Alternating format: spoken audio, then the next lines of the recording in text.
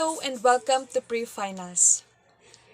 To our instructor, Dr. Mercy Samaniago, and to our classmates, a pleasant good afternoon. Today, together with my co-reporter, Mr. Japeth Sanez, we are going to discuss about the Chapter 4, Evaluating the Curriculum, Module 5, Curriculum Evaluation and the Teacher, with the Lesson 5.1, What, Why, and How to Evaluate a Curriculum. So the desired learning outcomes of this topic are: acquire clear understanding of what curriculum evaluation is, explain the need to evaluate the curriculum and how it's being done, and lastly, expand knowledge about different curriculum evaluation models. Curriculum evaluation is a new idea for many teachers, not knowing that every day, the teachers is involved in several components of evaluation. So let us first define what is curriculum evaluation. Curriculum evaluation is a component of curriculum development that responds to public accountability. It looks into educational reforms or innovations that happen in the teachers' classrooms, the school, district division, or the whole educational system as well. There are two ways at looking at curriculum evaluation. Number 1, curriculum program evaluation. It refers to the overall aspects of curriculum as subject, degree program, curriculum reforms program, and the like. So curriculum program evaluation looks at the parameters, needs, components, and outcomes of program design with an eye towards improving student learning. Some examples are the curriculum development as a subject, bachelor education as a degree, K-12 as a curricular reform, outcomes-based education as a process, mother tongue-based multilingual education as a program. Program evaluation will be using program evaluation models like Bradley Effectiveness Model, Taylor's Objective-Centered Model, Stufflebeam's CIPP Model, and Scriven's Consumer-Oriented Model, among others. Number 2, components of a curricular program. This will cover separate evaluation for a curriculum component such as achieve learning outcomes, teaching learning process, instruction materials, and assessment of the learning outcomes. Curricular program component evaluation refers directly to the assessment of curriculum contents and processes as implemented every day in view of the following learning outcomes as either formative or summative. The first lesson will attempt to teach us how to look into curriculum evaluation from two examples, which are curriculum program evaluation using the curriculum evaluation models, curriculum evaluation of the specific component of curriculum program as an instructional materials evaluation, books or modules. Lesson 2 will be all about curriculum evaluation in the classroom for the formative and summative assessment of the achieved learning outcomes. Curriculum evaluation, a process, and a tool. Do you have a clear understanding of what curriculum evaluation is all about? Is it synonymous to assessment of learning? An analysis of various definitions reveals that evaluation is both a process and a tool. As a process, it follows a procedure based on models and frameworks to get to the desired results. So the purpose of curriculum evaluation is to determine whether or not the newly adapted curriculum is producing the intended results and meeting the objectives that is set forth, and it is an essential component in the process of adapting and implementing any new curriculum in any educational setting. As a tool, it will help teachers and program implementers to judge the worth and merit of the program and innovation or curricular change.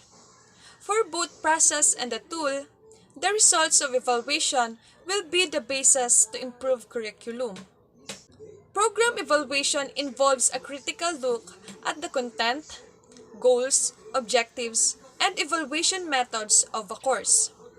The usual tool utilized is a questionnaire completed by the students at the end of their rotation, in which different aspects of instruction and student experiences are evaluated.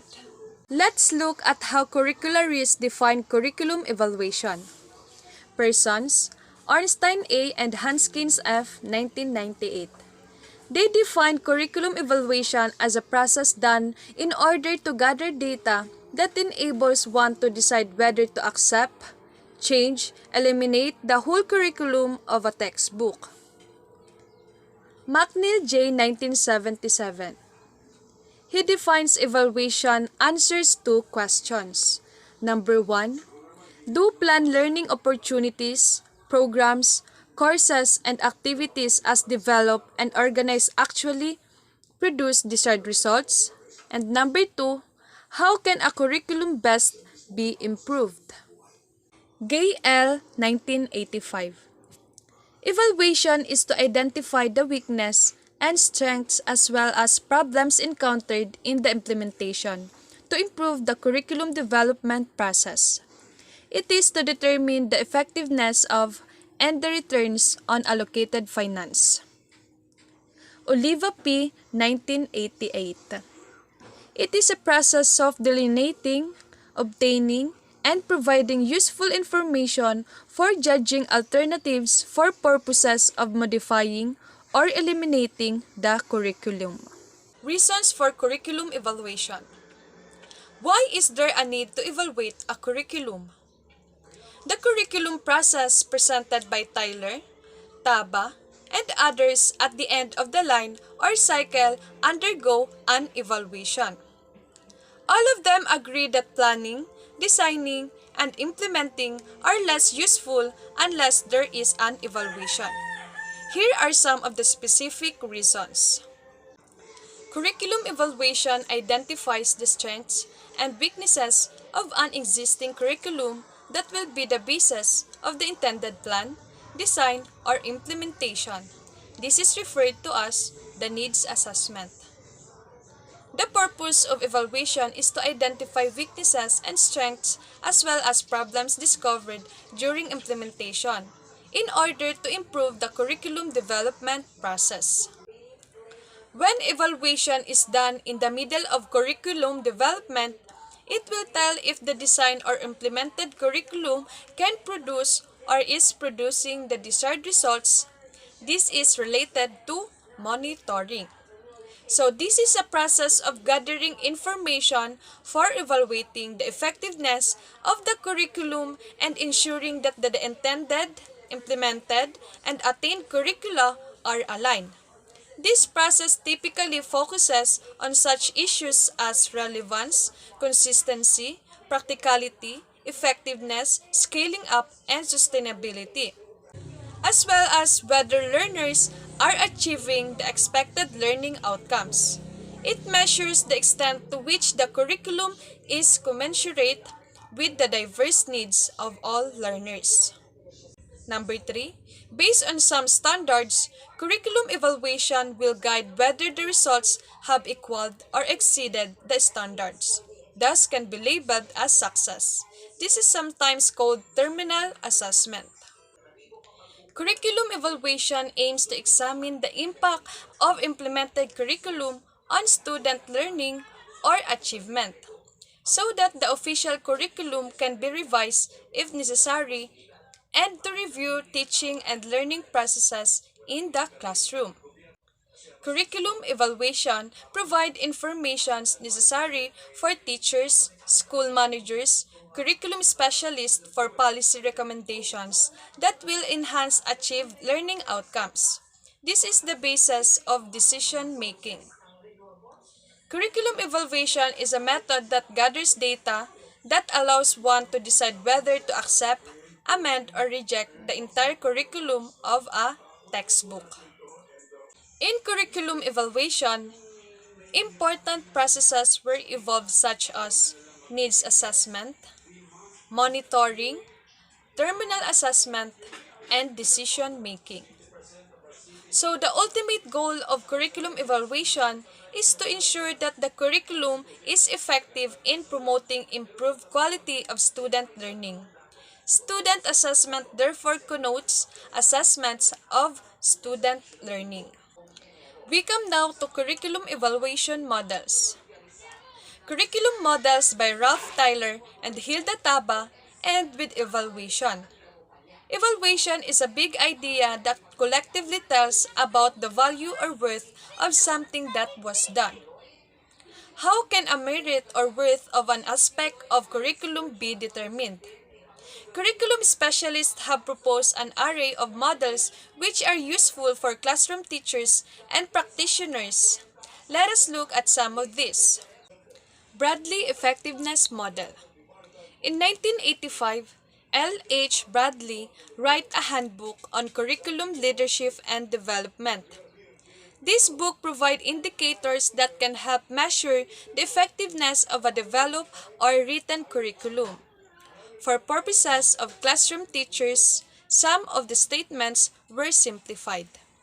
First, you have to identify what curriculum you will evaluate. Example, elementary science curriculum, teacher education curriculum, student-teacher curriculum, field study curriculum, then find out if the curriculum you are evaluating answers yes or no. Answering yes to all the questions means good curriculum as described by Bradley. Bradley's effectiveness model for curriculum development indicators. Indicator: vertical curriculum continuity. Descriptive question: does the curriculum reflect the format that enables teachers to quickly access what is being taught in the grade or year levels below or above the current level? For example, if you are looking at Science 5, below means Science 4, and above means Science 6. So there is a yes or no answer. If yes, then it means that the curriculum is vertically aligned. If no, then it means that what students learn in one lesson, course, or grade level do not prepare them for the next lesson, course, or grade level. Horizontal curriculum continuity. Does the curriculum provide content and objectives that are common to all classes of the same grade level? For example, All English 101 for all first-year college students. If yes, then it means that the curriculum is horizontally aligned. If no, then the course or subject matter do not mirrors to what other students are learning. Instruction based on curriculum. Our lesson plans, syllabi, course design derived from the curriculum and strategies. Our materials used correlated with the content, objectives, and activities. If yes, then it means that the curriculum is relative to the content, objectives, and activities of the curriculum. If no, then it means that it is not relative to the objectives and content. Broad involvement. Is there any evidence of involvement of the different curriculum stakeholders in the planning, designing, and implementation and review of the curriculum?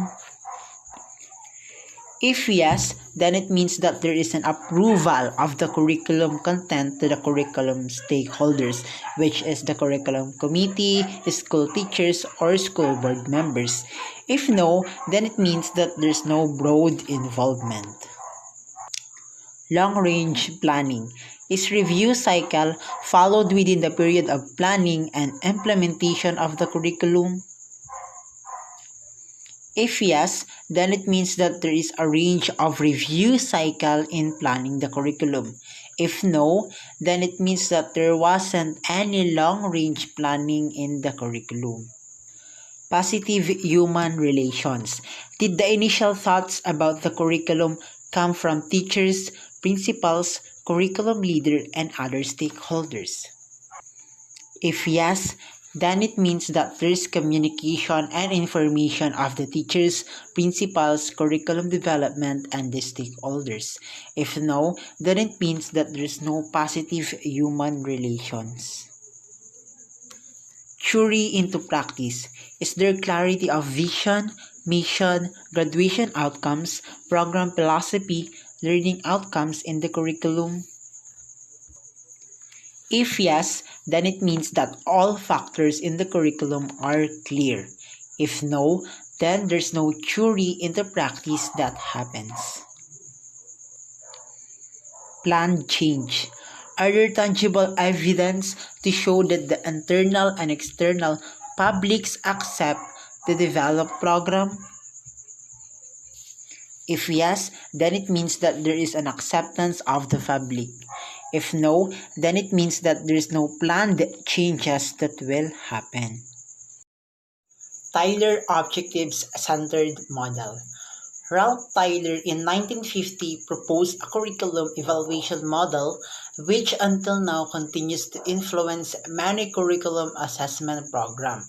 His monograph entitled Basic Principles of Curriculum and Instruction.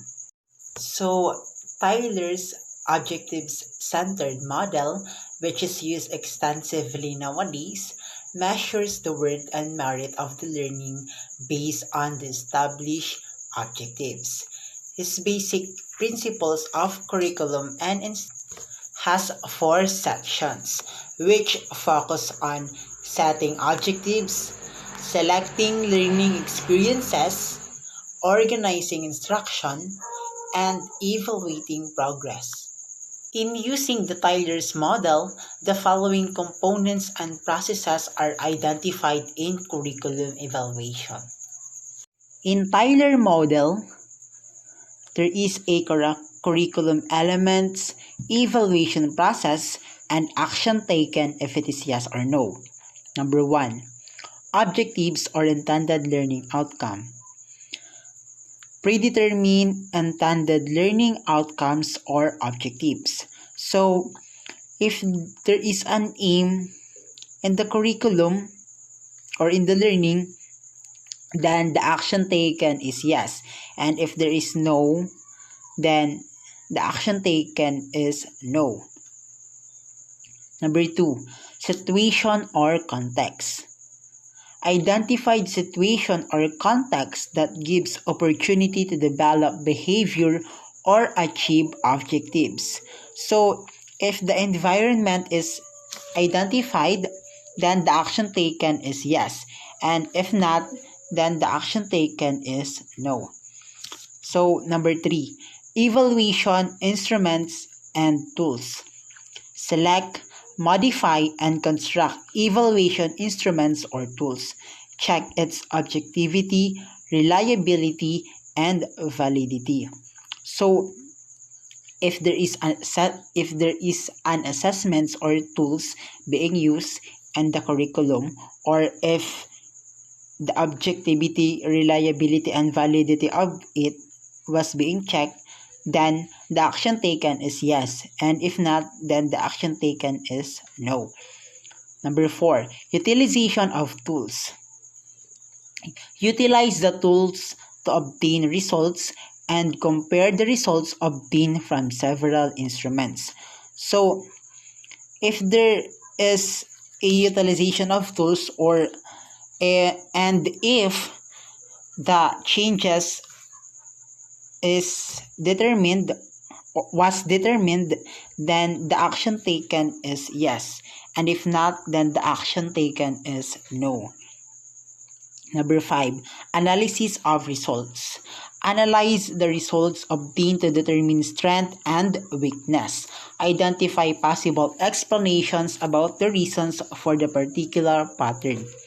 So, if there is an interpretation of the results, then the action taken is yes. And if there is not, then the action taken is no. Number 6, utilization of results. Use the results to make the necessary modifications. So, if there is a changes or plan to made, then the action taken is yes. And if there is not, then the action taken is no. Danielle Staffelbeam's context, input, process, product model or the CIPP.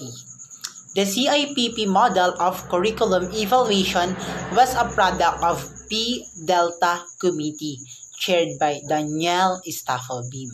The model emphasized that the result of evaluation should provide data for decision making. So basically, the CIPP model of Danielle Staffelbeam is used in collecting information and improving the program effectiveness or planning for the future of the program. There are 4 stages of program operation. These include context evaluation, input evaluation, process evaluation, and product evaluation. However, any evaluation can take only any of the 4 stages as the focus of evaluation.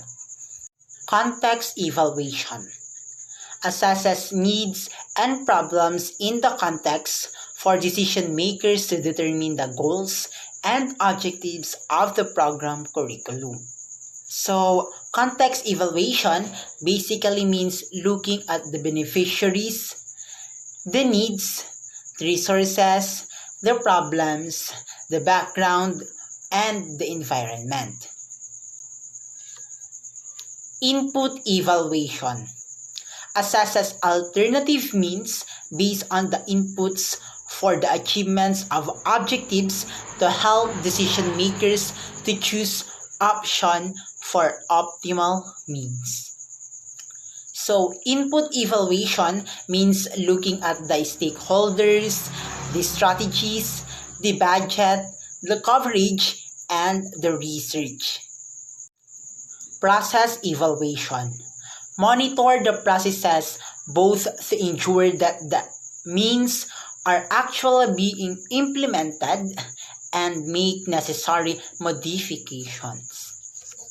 So process evaluation basically means looking at the development, the implementation, the monitoring, and the feedback. Product evaluation compares actual ends with intended ends and leads to a series of recycling decisions. So, product evaluation basically means looking at the impact, the effectiveness, the sustainability, and the adjustment. Stages of the CIPP model. Number 1, context evaluation. Number 2, input evaluation. Number 3, process evaluation. Number 4, product evaluation. Steps taken in all the stages. Step 1, identify the kind of decision to be made. Step 2, identify the kinds of data to make a decision. So for the step 1 and 2 in context evaluation, in this stage, the steps is that evaluators examine the resources and background within the program, such as the scope of the evaluation and supports the program has in place. Step 3. Collect the data needed. Step 4. Establish the criteria to determine quality of data. So for the step 3 and step 4, from input evaluation, in this stage, the steps is that once the goals are assessed, evaluators can now review focuses on identifying the key stakeholders and examining the program budget, and also in collecting information about planning and strategies for implementation, including human resources and timeline.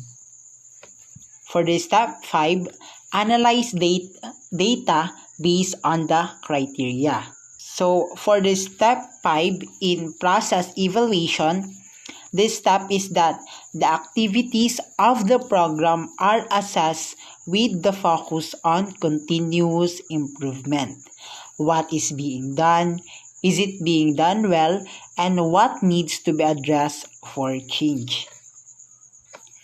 And the last step, step 6, organize needed information needed for decision makers. So for the last step in product evaluation, evaluators measure the outcomes of the program and how effectively those outcomes are being addressed. Stake responsive model. Responsive model is oriented more directly to progress activities than program intents. Evaluation focuses more on the activities rather than intent or purposes. So for stake responsive model, this model pays attention on what is happening in the program. It is more on looking at the development of the curriculum. So Robert Stake in 1975 recommends the following steps to the curriculum evaluator. The curriculum evaluator follows the steps below. Step 1. Meets with stakeholders to identify their perspective and intentions regarding curriculum evaluation. Step 2. Draws from Step 1 documents to determine the scope of the evaluation. Step 3. Observes the curriculum closely to identify the unintended sense of implementation and any deviations from announced intents. Step 4. Identify the stated real purposes of the program and the various audiences. Step 5. Identifies the problems of the curriculum evaluation at hand and identifies the evaluation design with needed data. Step 6. Selects the means needed to collect data or information. Step 7. Implements the data collection procedure. Step 8. Organizes the information into themes. Step 9. Decides with stakeholders the most appropriate formats for the report. So for the explanation of these steps, for the step 1, the evaluator meets stakeholders to gain a sense of their perspectives and intentions regarding the evaluation. For the step 2, the evaluator now draws on in the discussion and analysis that happened with the stakeholders. For the step 3, the evaluator observes the program closely to get a sense of its operation and note any unintended deviations from unannounced intents. And for the step 4, the evaluator discovers the real purpose and concerns. And for the step 5, the evaluator identifies the issues and problems with which the evaluation should be concerned, plus specifying the kinds of data needed. Step 6. The evaluator finds means to select the acquired data, which can be human observers or a judges or an instrument if there is any. And if for the step 7, the evaluator observes the outcomes, designated antecedents or transactions. And for the step 8, the evaluator thematizes, prepare portrayals or case studies. And for the step 9, again, the evaluator decides which audiences requires reports and choose format for audience use. So this is the instructional materials review form. It is adapted from Patterson Marvin, FSU, USA. So the preliminary information has the title, the authors, the published, the copyright date, and the material evaluator. And the recommendation is retain for further review and reject or the comments. A simple way of curriculum evaluation process. For a very simple and practical way of curriculum evaluation, responding to the following questions will provide an evaluation data for curriculum decisions.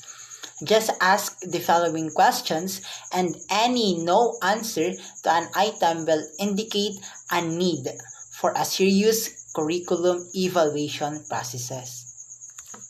So basically, if the answer is yes, then it is an indication of a good curriculum. Then if the answer is no, then it needs a serious curriculum evaluation process. Does the curriculum emphasize learning outcomes? So this question asks if it includes what learners should do or should know at the end of the program or course. Number 2, does the implemented curriculum require less demand? So this question asks if it makes the teachers to be systematic in delivery, or it helps to make the curriculum relevant to the needs of the learner and the society as a whole. Number 3, can this curriculum apply to any particular level? Kindergarten, elementary, secondary, or tertiary level? So this question asks if it can align to other grade or year level standards. Can the curriculum aspects be assessed as A, written, B, taught, C, supported, D, tested, and E, learned? So this question asks if we can identify through the evaluation what curriculum type is it. Does the curriculum include formative assessment? So the question asks if it provides feedback to adjust ongoing teaching and learning and to improve students' achievement of intended instructional outcomes.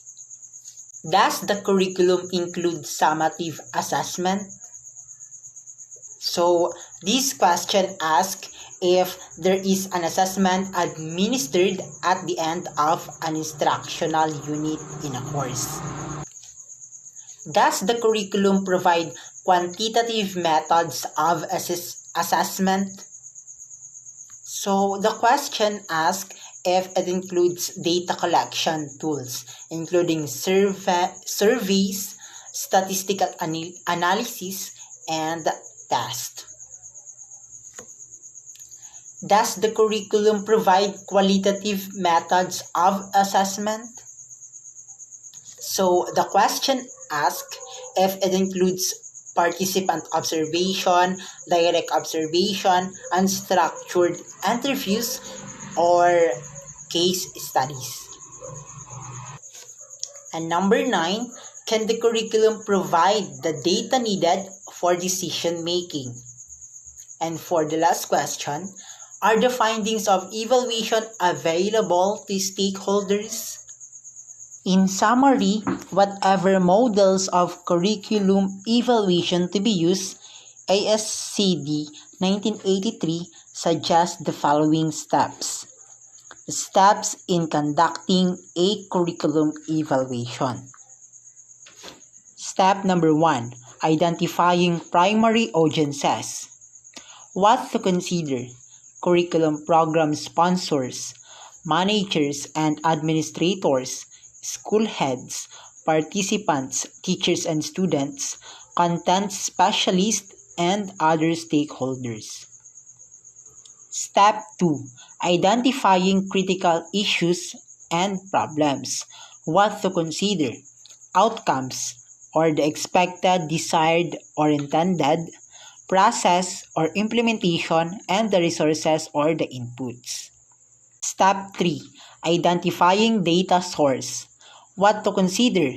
People, teachers, students, parents, curriculum developers, existing documents, available records, or evaluation studies. Step 4. Identifying techniques for collecting data. What to consider? Standardized tests, informal tests, samples of students' work, interviews, participant observation, checklists, and anecdotal records. Step 5. Identifying established standards and criteria. What to consider? Standards previously set by agency, DepEd, CHED, or professional organizations. Step 6. Identifying techniques in data analysis. What to consider? Content analysis, process analysis, statistics, comparison, and evaluation process. Step 7. Preparing evaluation report. What to consider? Written, oral, progress, final, summary, descriptive, graphic, evaluative, and judgment, and list of recommendations. And for the last step, step 8, preparing modes of display. What to consider? Case studies, test scores summary, testimonies, multimedia representation, product display or the exhibits, and the technical reports. These steps are easy to follow. Begin thinking of how curriculum evaluators will proceed in finding out if there is a need to modify, enhance, or continue with the implementation of the curriculum. After all, the main purpose of evaluation is to improve the existing condition so that it would benefit the students. Thank you for listening. I hope that you learned something.